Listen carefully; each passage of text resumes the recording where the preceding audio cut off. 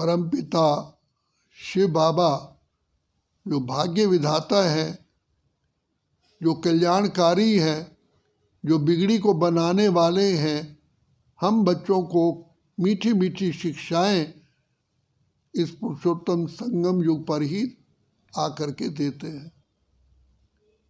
तो जो बच्चे बाप को अच्छी तरह पहचानते हैं कि स्वयं पार ब्रह्म परमेश्वर ईश्वर जिसे खुदा कहते हैं, वो पढ़ा रहे हैं।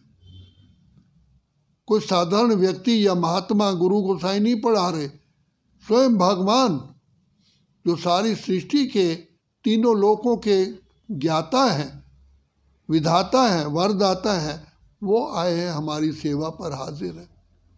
तो जिन बच्चों की ये बुद्धि में ये निश्चय होता है तो बाबा के आगे शीश झुकाते हैं, बाबा हम आपके हो चुके, हमने देखा, हमने पाया, शिव भोला भगवान। बाबा आप कितने साधारण रूप में आकर के मैं पढ़ा रहे हो।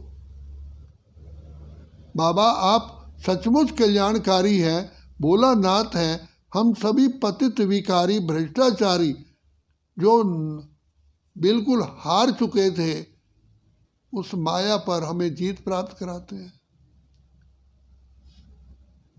बाबा हम आपके हो चुके, तो जितना निश्चय होगा, रोज रोज रोज रोज अपने आप को आँख खोलो। दिव्य बाबा ने कल भी कहा कि आँख में धूल मिट्टी मत डालो। धूल मिट्टी क्या है? पर चिंता ने व्यर्थ की बातें हैं। व्यर्थ की बातें आई और तीसरा नेत्र बुद्धि का बंद हो गया, तो आने ही नहीं दो। सिवाय बाबा की शिक्षाओं के, मनन चिंतन के और कोई बात ना आए तो सदा उड़ती कला में रहेंगे, उमंग उत्साह में रहेंगे, खुशियों में रहेंगे और आपके अंदर खुद ही एम्पावरमेंट आएगी। आप खुद के खुद गाइड बनेंगे, खुद अपने गुरु बन जाएंगे कि नहीं मुझे ये करना है। उमंग उत्साह आता है। तो सिर्फ ज्ञान का ही एक, इसको कहा जाता है मैजिक, ज्ञान ही मैजिक का काम करता है। तो जिन आत्माओं ने हमने देखा है, अनुभव किया है, हमारी अपनी जीवन का भी अनुभव है, जितना हम ज्ञान में मनन चिंतन में रहते हैं, खुशी में रहते हैं। कौन मिला है? बार बार बार बार इस बुद्धि को याद दिलाना पड़ता है, देखो मुझे कौन मिला है, भगवान। और इस जीवन का भरोसा ही नहीं है। चाहे इस समय आप अरबोपति खरबोपति हैं, लेकिन जीवन का भरोसा क्या है? तो जो बाबा से हमको मिलता है वो सदा के लिए मिलता है। इसलिए बाबा कहते हैं बच्चे तुमको तो सारे कल्प के लिए मैं तुम्हारा भाग्य बना देता हूँ। कितना भी लोग मेहनत करें, क्या करें, जीवन का भरोसा ही नहीं है। लेकिन तुम्हारा तो पूरा निश्चय है, सारे कल्प के लिए खजाने जमा है। और सत्युग त्रेता में तो हम बैकुंठवासी बनते हैं। बैकुंठवासी तो क्या, बैकुंठ के मालिक बनते हैं। बाबा तो हमको मालिक बनाने आया है। तो क्यों ना हम इस रेस में आगे आगे जाएं, क्यों पीछे हटे? जब ओखली में सिर दिया तो मूसलों का क्या डर है? तो इसलिए भगवान के बने हो तो पूरे बन के रहो, पूरा परमात्मा से भाग्य लो। बाकी छोटे मोटे क्या पद पाना है? इसलिए पूरी इसी को जुआ कहा गया। सारी जीवन दाव पे लगा दी, बाल बच्चे भी लगा दिए। ये वो कहते हैं पांडवों ने जुआ खेल, जुआ वास्तव में वो नहीं था, ये इस समय की बात है। हम अपनी जान की बाजी लगाते हैं। हो गए बाबा के हम, बाबा हमारे हो गए। तो माया क्यों आती है? क्योंकि हम पर चिंतन पर दर्शन में चले जाते हैं। इसलिए बाबा ने अव्यक्त होने पर भी कहा निराकारी, निरअहंकारी, निर्विकारी रहना। बाबा की अंत वैसे भी कहते हैं भाई तुम्हारे बाप ने शरीर छोड़ते वक्त क्या शिक्षा दी थी, तो हमारे बाबा ने अव्यक्त होते हुए क्या कहा, वो शिक्षाएं हमारे लिए मेन है, मेन है, मेन है। बाबा ने कहा बच्चे पर चिंतन पतन की जड़ है, स्वचिंतन की सीढ़ी है। निंदा हमारी जो करे, मित्र हमारा सोए, जो हमारा उपकार करते हम उनका उपकार करते। तो चलो सारी बातें याद ना रहें, लेकिन कम से कम बाबा की जो अंतिम शिक्षा थी वो तो है निराकारी, निरअहंकारी, निर्विकारी रहना। निराकारी बच्चे बनोगे तो प्रभु प्रिय लगोगे, निर्विकारी बनोगे तो स्वयं को प्रिय लगोगे, और निरअहंकारी बनोगे तो सारे जगत को प्रिय लगोगे। कितनी मीठी मीठी शिक्षा है, सारी ज्ञान का बाबा ने हमको निचोड़ दे दिया। निराकारी स्थिति में आते ही स्वयं का परिचय तो होता ही होता है। बाप को पहचानते, मेरा बाप कौन, घर की पहचान आ जाती है। निराकारी स्थिति में आते सारा सृष्टि चक्र आ जाता है कि मुझे निराकारी आत्मा ने कैसे कैसे सृष्टि में पार्ट बजाया। और निराकारी स्थिति में रहने से हम तैरते हैं, इस संसार में रहते हुए डूबते नहीं हैं, तैरते हैं। बुद्धि में श्रेष्ठता आती है, दिव्यता आती है, अलौकिकता आती है, महानता आती है, आपे आप आती है। हमें मेहनत करनी नहीं पड़ती, उमंग उत्साह रहता है, आलस से दूर हो जाता है सिर्फ निराकारी स्थिति में रहने से। इसलिए ब्रह्मा बाबा ने, मातेश्वरी ने, जितने भी हमारे यज्ञ में जो महारथी हैं, आते ही आत्मिक स्थिति का अभ्यास किया। मैं आत्मा हूँ, ज्योति का चमकता सा। गुलजार दादी कहती थी कि हम सबके मस्तक पर आत्मा को देखते हैं, हम शरीर को देखते ही नहीं है। आत्मा हमें हमसे बात कर रही है। तो आत्मा की स्मृति आने से ही बुद्धि डिवाइन बन जाती है, दिव्य चक्षु मिल जाता है। बाकी दिव्य चक्षु भगवान को ऊपर से देता नहीं है, हमें विधि बताते हैं। बस विधि बताई, जैसे बच्चा स्कूल में पढ़ करके टीचर से भी आगे बढ़ जाता है और रिसर्च करता है। टीचर हैरान होते हैं कि मेरा पढ़ाया हुआ स्टूडेंट देखो इतना बड़े बड़े साइंटिस्ट, इतने बड़े बड़े डॉक्टर, इतने बड़े इंजीनियर बने। मैं जिस स्कूल में पढ़ता था, हायर सेकेंडरी की, मेरा प्रिंसिपल जब हमें देखता था उसके दिल में ठंडक आती थी कि मेरे पढ़ाए हुए बच्चे देखो इंजीनियर बन रहे हैं, डॉक्टर बन रहे हैं। हमें जब देखता था खुश होता था, अंत तक खुश रहा कि ये मेरे पढ़ाए हुए बच्चे देखो कितना ऊंचा बन रहे। तो बाबा भी कहते हैं बच्चे मैं तुम्हें तो विश्व का मालिक बनाने आया हूँ, मैं तो खुद तो विश्व का मालिक बनता ही नहीं हूँ। देखो तुम्हारी डबल पूजा होती है, मेरी सिंगल पूजा होती है। मंदिरों में जाके देखो मेरी मूर्ति धरती पर है, कोई सजावट नहीं, कोई हीरे मोती नहीं, कुछ नहीं, और साथ में तुम्हारी भी पूजा होती है। तुम भी शालिग्राम के रूप में पूजे जा रहे हो। और फिर अलग से मंदिर बनते हैं तुम्हारे लिए, कितने ऊंचे ऊंचे सिंहासन है, कितने तुम्हारे आगे मिष्ठान, कितनी भोजन, कितनी भोग लगते हैं। मेरे को तो कोई भोग लगाता ही नहीं है। मेरे ऊपर क्या करते हैं, और पानी में थोड़ी 2-4 बूंद पानी और दूध डाल दिया, मेरे को तो उसी में ही राज़ी कर लेते हैं। और तुमको राज़ी करने के लिए कितने 36 प्रकार के, 52 प्रकार के आते हैं।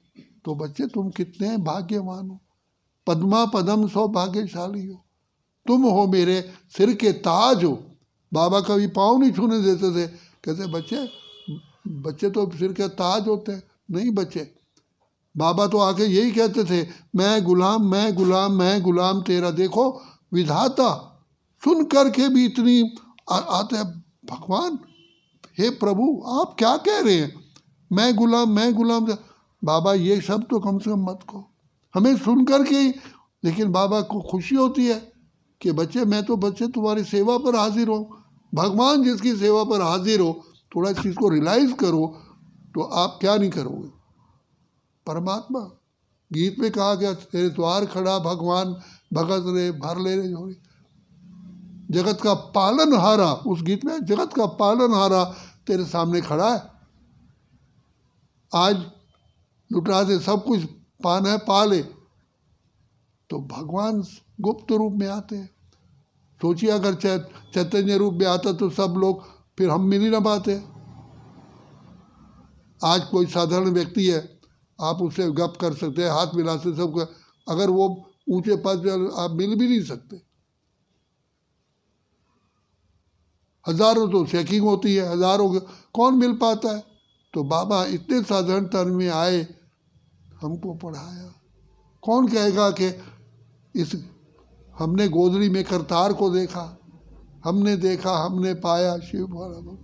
इसलिए बाबा कहते हैं बच्चे मैं अति साधारण रूप में आता हूँ, जिसमें सब हर प्रकार के लोग आकर के मेरे से मिल सके, लेकिन पहचानने वाले पहचानते नहीं पहचाना। तो हम कितने पद्मा पदम सौभाग्यशाली हैं कि हमने पहचान लिया, बाबा ने हमारा दिव्य नेत्र खोल दिया। ये भी प्रभु कृपा है, ये भी उन्हीं का आशीर्वाद है। तो इसलिए खुशी में रहो कि हम धन्य धन्य हो गए जो प्रभु को भा गए। भागे माना पसंद आ गए। तो हम भगवान की पसंद है। जिसको भगवान पसंद करेगा वही भगवान के दरबार पर आ सकता है, वरना आ नहीं सकता। तो हम कितने लकीएस्ट हैं। तो बाबा कहते हैं तुम्हारा तो बच्चे गायन मंदिरों में पूजा हो रही, तुम्हारा कीर्तन हो रहा है, तुम इतने पद्मा पद्म सौभाग्यशाली। तो वो पाने का समय केवल अभी ही है, बाकी जीवन का कोई भरोसा नहीं है, बिल्कुल भरोसा नहीं है। मेरे सामने कल भी हमने सुना, एक कन्या हमारे सामने आई अशोक विहार वहाँ गुड़गांव की, उसने शरीर छोड़ दिया। कल वो मेरे सामने आए हैं भोपाल भाई, मधुबन में रहते थे, जो शांतिवन सारा इन्होंने बहुत उसने हड्डी सेवा की है बाबा के लिए। उसने जान दे दी। आर्मी में ड्राइवर था, आया, जितना शांतिवन, जितना ज्ञान सरोवर, जितना पांडव भवन, जो जो सेवाएं ड्राइविंग की थी, सब मटेरियल लाना सारा उसने किया। बस उसने को कितने भाग्य बना के गया। और सारा शांतिवन की ज़मीन लेने के निमित्त वही बना। तो बाबा कहते हैं बच्चे किसी के हाथ में, वो कल मैं उसका सुन रहा था, तो वो कहा कि बाबा जब टोली देते थे मेरा शेर बच्चा, तो बाबा ने कहा, वो कहता है बाबा मेरे को शेर जैसा तो कोई काम किया नहीं है। फिर बाबा ने दोबारा डबल टोली दी, नहीं बच शेर बच्चे, क्योंकि बाबा तो जन्म पत्री जानते ना। अव्यक्त होने के बाद कितना उसे सेवा की। जितनी भी पार्टियां गई सबको पानी का अरेंजमेंट करने वाला वही निमित्त था। दादी कहती जाओ पानी लेके आओ। 4000 व्यक्ति आ रहे हैं, पानी की बूंद नहीं है, कहाँ कहाँ दूर दूर कुओं को ढूंढ करके पानी लाया। कभी किसी को ये नहीं होने भाई पानी नहीं है। उसे ये शब्द किसी ने ना सुना ना कह रहे। कितनी कंस्ट्रक्शन हुई, कितना पानी पीने के लिए, कपड़े धोने के लिए। बाबा कहते देखो बच्चे, ऐसे ऐसे बच्चे। तो हमें भी प्रेरणा मिलती है कि जिन्होंने अपने जान की बाजी लगा दी। 50 बार उसका एक्सीडेंट हुआ और 50 बार बच गया, कभी खरोंच भी नहीं आई ड्राइविंग करते। बाबा ने एक बाबा को, अव्यक्त बाबा से मिला, कहा बाबा मेरी अब ये ड्यूटी हटवा दो, मैं काफ़ी। बच्चे तुम्हारा जीना और मरना तो मेरे हाथ में है, तू काहे को घबराता है। तो देखो भगवान के कैसे। और लेकिन इसके लिए हमें चांस लेना पड़ता है। गायन तो हमारा बाद में होगा, चांस तो पहले। और दूसरी बात ये भी सोच लो, परमात्मा का कार्य तो होके रहेगा, रुक नहीं सकता। अगर मेरा हाथ लग गया तो मेरा भाग्य बन गया, मेरा भाग्य बन गया। भगवान का कार्य तो हो रहा है और अच्छे से अच्छा चल रहा है। कोई हम दाता नहीं, विधाता नहीं, वरदाता नहीं, कोई हमारे धन से नहीं हो रहा है। हम नहीं भी करें, कुछ भी ना करें, तो भी भगवान का काम बहुत अच्छी तरह से चल रहा है। लेकिन अगर हमने कर लिया तो हमारा भाग्य बन गया। तो इसलिए भाग्य बनाने का परमात्मा हमें चांस देते हैं। जीव आत्मा अपना ही मित्र अपना ही शत्रु है। भगवान भाग्य की कलम हमारे हाथ में देते हैं, लिखना हमको है। और लिखने के लिए बुद्धि भी देता है, विवेक भी देता है। इतनी शिक्षा देते, रक्षा करते, अपना सर्वस्व लुटाते। तो सोचो हम किसकी छत्र छाया में, हमारा पालनहार कौन है। आप कमा नहीं रहे हो, ये भगवान दे रहा है। नहीं तो दुनिया में कहा जाता है सारा दिन दुकान खोलो एक ग्राहक भी नहीं आया, पढ़े फारसी बेचे तेल, ये है बेटा किस्मत के खेल। पूर्व काल में फारसी लाखों में कोई एक आध पढ़ता था, तो कहा लेकिन भाग्य साथ नहीं। तो भाग्य विधाता ही हमारा हो गया, इससे बड़ी और बात क्या हो सकती। इसलिए ले लो दुआएं माँ बाप की, सर से उतरे गिरने। लेकिन अभी नहीं तो फिर कभी भी नहीं। ये चांस अभी है। अच्छा, ओम शांति।